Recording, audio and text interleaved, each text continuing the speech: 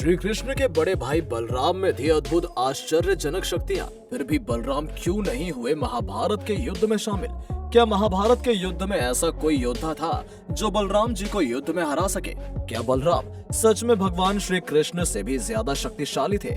जानेंगे इन्हीं सभी तथ्यों के बारे में विस्तार से और बलराम से जुड़े कुछ ऐसी रोचक तथ्यों के बारे में भी जानेंगे जिसके बारे में शायद ही आप इससे पहले आपने कभी सुना हो।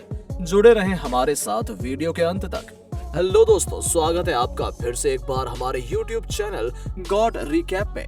यदि आप हमारे इस चैनल पर नए हैं तो चैनल को सब्सक्राइब करके बेल आइकन को दबा लें ताकि हम जब भी अपने चैनल पर नई वीडियो अपलोड करें तो उसकी नोटिफिकेशन आपको मिलती रहे। तो चलिए दोस्तों, इसी के साथ शुरू करते हैं वीडियो और करते हैं काम की बात। जैसा कि दोस्तों आप सभी जानते होंगे कि बलराम भगवान श्री कृष्ण के बड़े भाई थे और ऐसे में दोस्तों हम आपको बता दें, बलराम के श्री कृष्ण के बड़े भाई बनने के पीछे श्री कृष्ण की ही एक रोचक लीला थी, जिसके अनुसार बलराम के मामा यानी कंस, जो माता देवकी का भाई था, उसने अपनी बहन की शादी वासुदेव के साथ कर दी थी।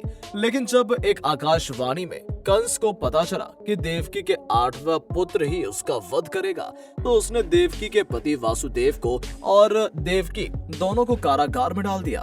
बलराम का जन्म तो देवकी के ही गर्भ से उनके 7वें पुत्र के रूप में होने वाला था, लेकिन भगवान विष्णु ने योग माया से मिलकर इसको रोहिणी के गर्भ स्थापित कर दिया और स्वयं माता देवकी के गर्भ में समा गए थे। इस तरह से बलराम भगवान कृष्ण से पहले देवकी के 7वें पुत्र के रूप में जन्म ले चुके थे। इसके अलावा बलराम के जन्म से पहले माता देवकी के बाकी 6 पुत्रों ने भी जन्म लिया था, लेकिन कंस ने उन्हें मौत के घाट उतार दिया था। तो वहीं देवकी के 8वें पुत्र के रूप में भगवान श्री कृष्ण ने जन्म लिया था। बलराम को हलधर, हलायुद्ध, संकर्षण, दाऊ, बलदाऊ, बलभद्र आदि अनेक नामों से भी जाना जाता है। आपको बता दें, बलराम को हलधर नाम से इसलिए जाना जाता था क्योंकि वो हमेशा अपने पास एक हल रखा करते थे। बलराम जी का ये हल ही उनका सर्वश्रेष्ठ अस्त्र था। यही वजह है कि हलधारी बलराम को किसानों का देवता भी कहा जाता था। विष्णु पुराण में भी ये लिखा हुआ है कि खेती करने वाले लोगों को बलराम की पूजा करनी चाहिए। आपको ये जानकर आश्चर्य होगा कि ग्रंथों के अनुसार बलराम शेषनाग के ही अवतार थे और त्रेता युग में रामायण के दौरान प्रभु श्री राम के छोटे भाई लक्ष्मण के रूप में अवतरित हुए थे। ये वही शेषनाग हैं जिनके ऊपर भगवान विष्णु क्षीर सागर में माता लक्ष्मी के साथ विश्राम किया करते थे। शेषनाग के बारे में ये भी कहा जाता है कि इनके फन पर ही पूरी सृष्टि टिकी हुई है। शेषनाग के अवतार बलराम इतने शक्तिशाली थे कि उन्होंने कंस के कई वीर योद्धाओं को अपने हाथों के प्रहार से ही मल्ल युद्ध में धूल चटा दी थी।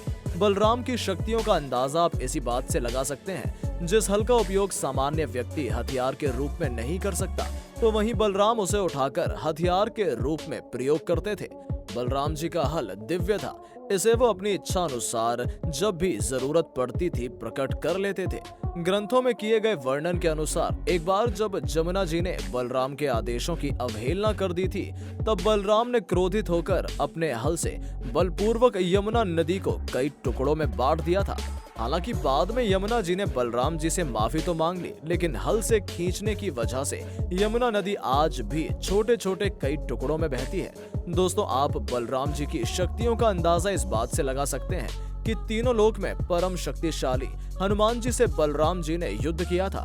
दोस्तों, ऐसे में अब ये प्रश्न उठता है कि जब बलराम इतने शक्तिशाली थे तो उन्होंने महाभारत के युद्ध में भाग क्यों नहीं लिया?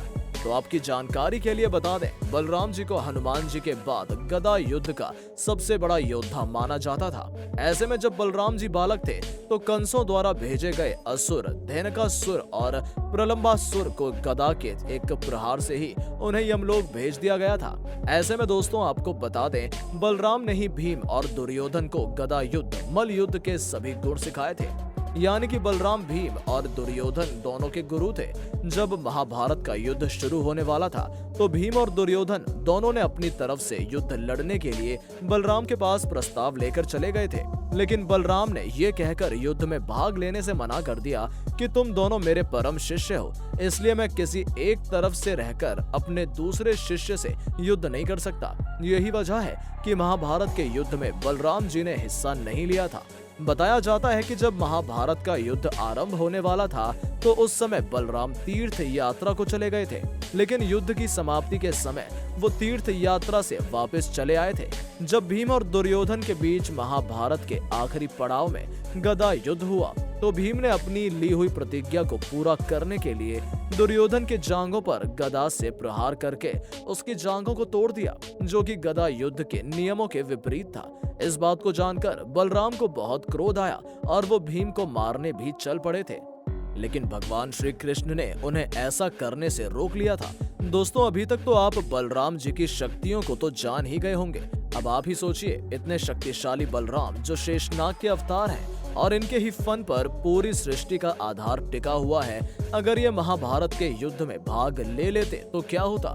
हमें नीचे कमेंट बॉक्स में जरूर बताएं और इस वीडियो को लाइक, शेयर और हमारे YouTube चैनल गॉड रिकैप को सब्सक्राइब करके बेल आइकन दबाना ना भूलें। मिलते हैं आपसे बहुत जल्द एक नई वीडियो के साथ। Thanks for watching.